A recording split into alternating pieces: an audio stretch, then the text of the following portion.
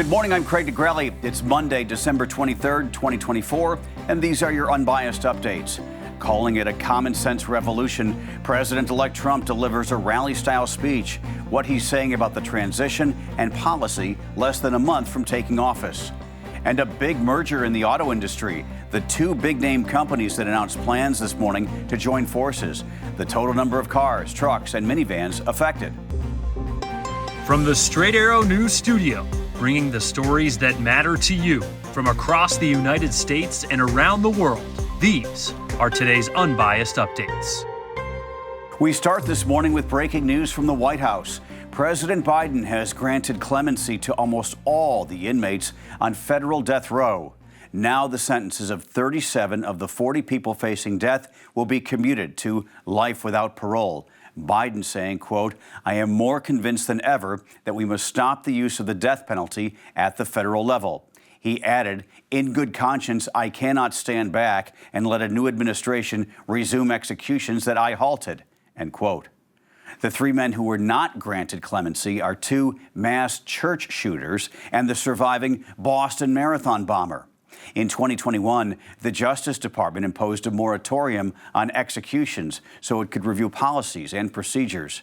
In fact, no inmate has been executed during the Biden administration. This year, the Justice Department said it would seek the death penalty for a white gunman who killed 10 black people during a racist shooting at a grocery store in Buffalo, New York in 2022. Biden's move of presidential commutation, which is irreversible, comes just weeks before President-elect Donald Trump takes office. Trump has said he would resume executions and may attempt to expand the crimes that qualify for capital punishment. With the federal government shutdown averted this past weekend, thanks to the passing of a stopgap spending bill, attention now turns to the incoming administration. In just a few weeks, Donald Trump will become the 47th president of the United States. On Sunday, he took to the podium, a rally-type gathering in Arizona, to touch on several topics as he nears Inauguration Day. Just a small preview of the common sense revolution, because that's what I call it, a common sense revolution that's coming soon to America, to a theater near you, right? But it's coming to you through your president, Donald J. Trump. The people have given us their trust, and in return, we're going to give them the best day one, the biggest first week, and the most extraordinary first 100 days of any president in American history. President-elect Trump spoke for more than 1 hour to a crowd at Turning Point's America Fest in Phoenix on Sunday, his first rally-type speech since winning the election in November. In his address, Donald Trump repeated his plans to impose tariffs on Canada, Mexico, and China to target illegal immigration and drugs entering this country. He also mentioned his administration will create an ad campaign to warn Americans of the dangers of drugs such as fentanyl. Speaking about the war between Russia and Ukraine, Trump described it as horrible and called for its end, saying Russian President Vladimir Putin wants to meet with him as soon as possible. Donald Trump also brought up the Panama Canal, claiming the country of Panama is charging excessive fees for the U.S. Navy and American businesses to use the passageway between the Atlantic and Pacific Oceans. If the fees do not change, Trump threatened that America might take back control of the canal, which the U.S. had once owned until it handed over the Panama Canal to Panama decades ago. The president of Panama reacted to Trump's comments, saying on social media, "Every square meter of the Panama Canal and the surrounding area belongs to Panama and will continue to." Trump responded to that with a post saying, "We'll see about that." Also in his speech, the president-elect addressed the criticism he is facing concerning the influence of his ally, Elon Musk, who Democrats have mockingly labeled as either President Musk or Prime Minister Musk. Trump called those allegations just another hoax. And no, he's not taking the presidency. I like having smart people. You know, they're on a new kick. Russia, Russia, Russia, Ukraine, Ukraine, Ukraine, all the different hoaxes. And the new one is, President Trump has ceded the presidency to Elon Musk. No, that's not happening.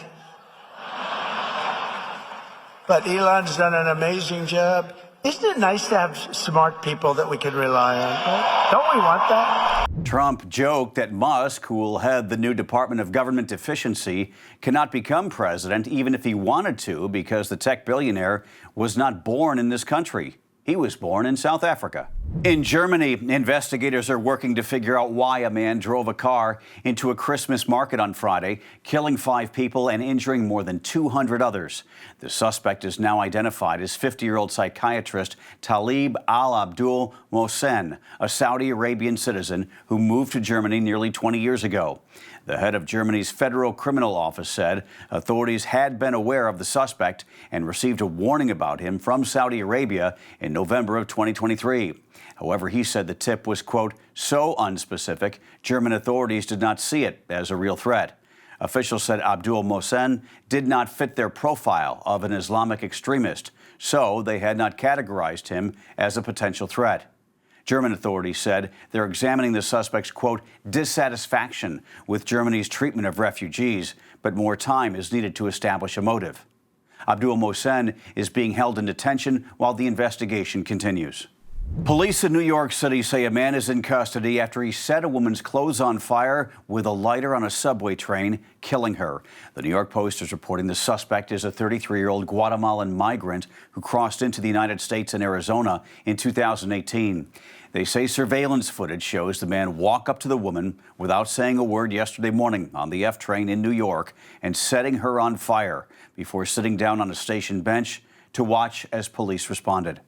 Police say they initially believed the woman was sleeping when the attack happened, but now say she was motionless when it happened, and it is unclear if she was actually asleep. They have not released the identity of the victim, the police commissioner calling it one of the most depraved crimes one person could possibly commit. And now to developing news out of the auto industry. Japanese automakers Honda and Nissan have agreed to begin talks of a merger, which would create the world's third largest automaker in terms of sales. At a press conference today, the two companies, along with smaller automaker Mitsubishi Motors, announced they signed a memorandum of understanding to formally begin merger talks. Over the next 6 months, Honda and Nissan will discuss the best ways to combine their operations, with the goal of a completed deal for August. Currently, Honda sells nearly 4 million vehicles a year. Nissan, more than 3 million. Meantime, Toyota, the #1 car brand in the world, sells around 11 million. And Volkswagen, the #2 automaker, sells approximately 9 million vehicles a year. Finally this morning, it might be a bit more difficult to get your holiday cup of joe this week. Starbucks employees in 3 more major cities have joined a growing strike just days before Christmas.